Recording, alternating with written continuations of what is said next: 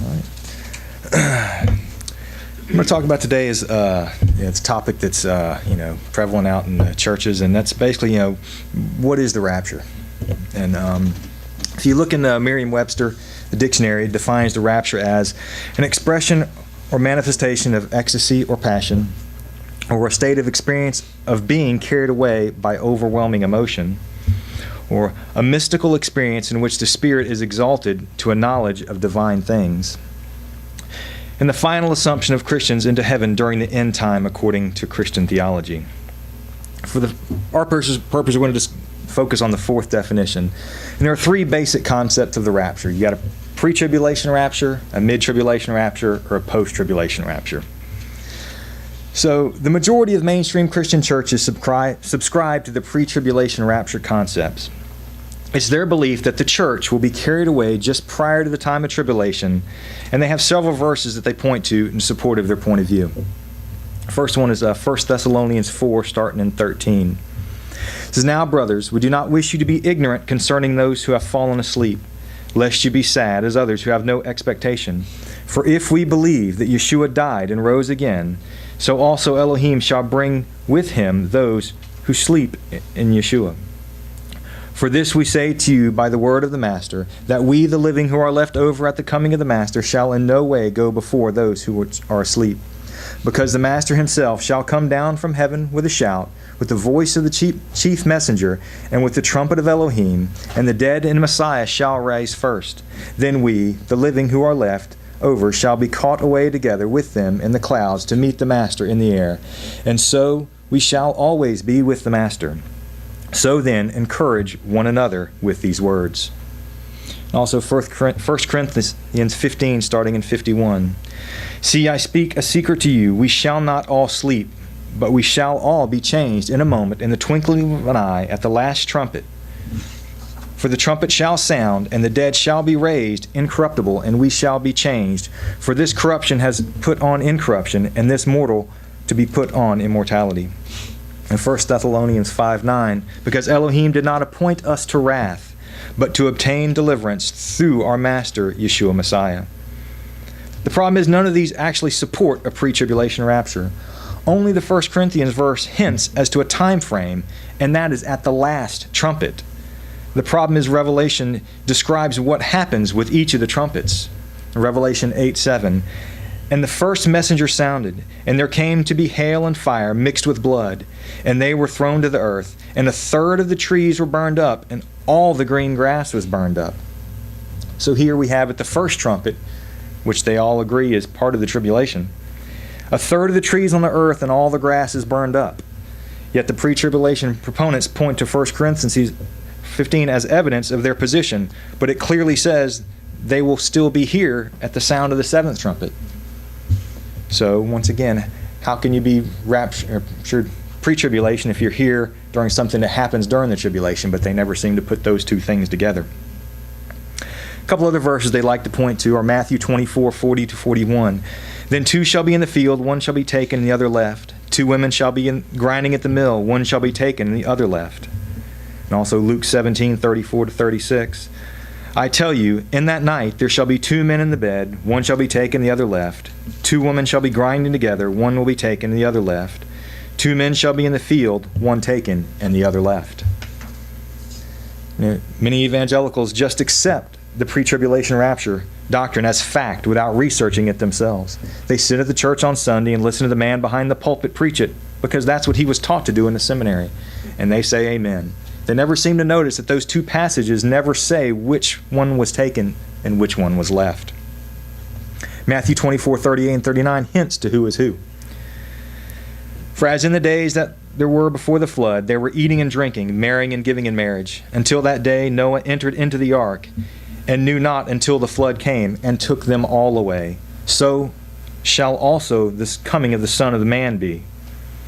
Matthew recounts Yeshua teaching about his return, and he says it will be like the time of Noah, and then says the wicked are taken away. Think about these, the one taken and one left verses, and read them with the parable of the wheat and the tares in mind. In Matthew 13:30, "Let both grow together until the harvest. And in the time of the harvest I will say to the reapers, gather ye together first the tares, and bind them in bundles to burn them, but gather the wheat into my barn. Yeshua then goes on to explain that parable in Matthew 13, starting in 38. The field is the world, and the good seed, these are the sons of the rain, but the darnel are the sons of the wicked one, and the enemy who sowed them is the devil. And the harvest is the end of the age, and the reapers are the messengers. And the darnel then is gathered and burned in the fire, so it shall be at the end of the age. The Son of Adam shall send his messengers, and they shall gather out of his reign all the stumbling blocks, and all those doing lawlessness, and shall throw them into the furnace of fire, and there shall be wailing and gnashing of teeth. Then the righteous shall shine forth as the sun in the reign of the Father. Who has ears to hear, let him hear. The order of events is described as, first, the messengers or angels are sent forth. Then the tares, the wicked ones, and all things that are offended are harvested. Then the tares are thrown into the fire. Then the righteous shine in the kingdom. Sounds to me like you want to be left here when the one is taken and one is left. Don't get me wrong. If there is a pre-tribulation rapture, I will welcome it with open arms and just like everybody else. But I'm not counting on it like many of the people I know. The concept of the righteous having to go through travail is mentioned in Scriptures. Noah was saved from the flood, but he still had to go through it. Israel had to go through the plagues, although they were saved from some of them. Joseph had to endure many trials, but in the end, he rose to sit at the right hand of the king. Shadrach, Meshach, and Abednego had to go into the furnace, but they were protected from the heat. Daniel went into the lion's den, yet he was not harmed. And let us not forget about Job, who lost everything, but was still faithful. At this point, the die-hard pre-tribulation folks say that none of these verses refer to the church because they are raptured before all that stuff. The ones taken in Matthew 24 and in Luke 17 are the righteous mentioned in Matthew 13 are the ones who accept Yeshua after the rapture. To this I say, where's the scriptural evidence? None can be provided. I believe that they're just wrong.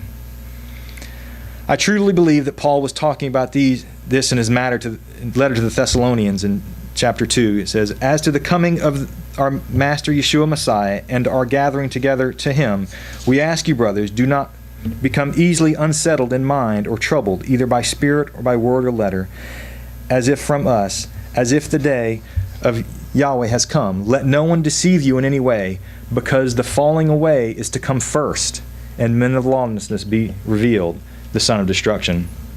I believe that the falling away are the believers that finally realize and accept that we are in the midst of tribulation, and they're still here.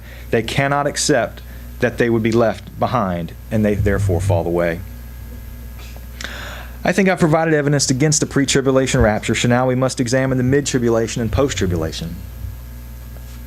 Mid-tribulation proponents believe that the rapture will occur halfway or 3.5 years into the tribulation. To get this determination, they use the following verses. Revelation 13, 1-5.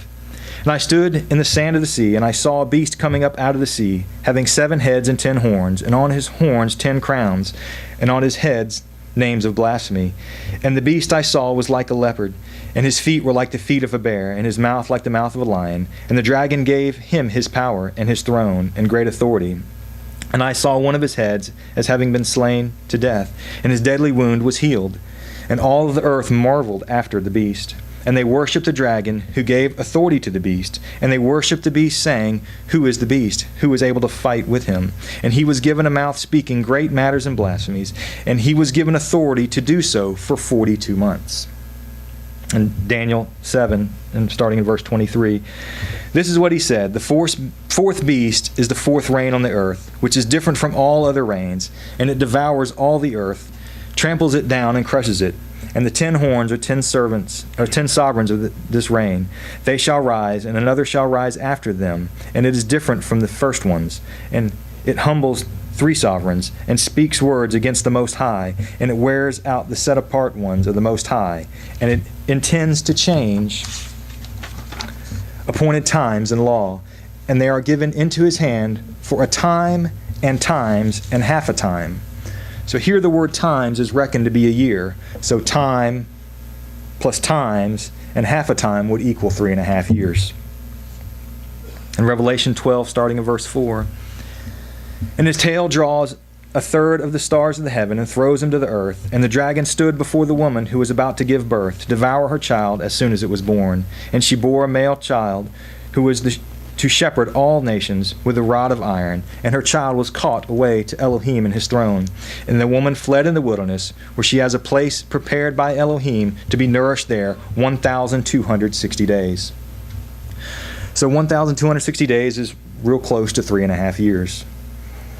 These scriptures definitely seem to point to 3.5 year time of tribulation. The problem with that is the same as the problem with the pre-tribulation rapture. The scriptures clearly state that the wicked are removed first. If all the wicked are gone, who will be around to cause tribulation for the other 3.5 years? So it seems like the only thing left is a post-tribulation rapture. Proponents of a 7-year tribulation come to that determination based on the prophecy of Daniel 9:24 and 25. 70 weeks are decreed for your people and for your set-apart city, to put an end to the transgression and to seal up sins and to cover crookedness and to bring in everlasting righteousness and to seal up vision and prophet and to anoint the most set apart. Know then and understand from the going forth of the command to restore and build Jerusalem until Messiah the Prince is 7 weeks and 62 weeks, it shall be built again with streets and a trench, but in times of affliction. They argue that the 69 weeks, which is the 7 weeks and the 62 weeks of years, were accounted for between the time when the edict went forth to rebuild Jerusalem and when Yeshua rode into Jerusalem, leaving 1 week of years left of the prophecy, thus a 7-year tribulation.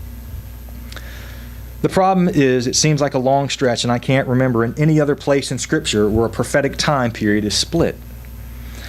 I think that the mid-tribulation proponents believe in a 7-year tribulation and believe that Yeshua will come after 3.5 years, but just don't know what to do with the second 3.5 years. So they say that the second 3.5 years is the greater tribulation. I submit to you that the time referred to as the Great Tribulation is in fact only 3.5 years long. And at the end of that 3.5 years, the wicked will be plucked up as described in Matthew 24, 38-39, and Luke 17, 34 and 36. They'll be cast in the lake of fire as described in Matthew 13:30. The remaining believers will be brought up into the clouds as described in 1 Thessalonians 4:17. And there will be a new heaven and a new earth, and the new Jerusalem will come down as described in Revelation 21, 2-3. In closing, I think that everyone should be ready at any time for Yeshua return. And we should all pray for all our friends and family that fervently believe in a pre-tribulation rapture, so that when the time comes that they see and we are in the fact going through the tribulation, that they do not fall away, but keep faith in the one that can protect them and bring them through that time of trouble. Yahweh bless.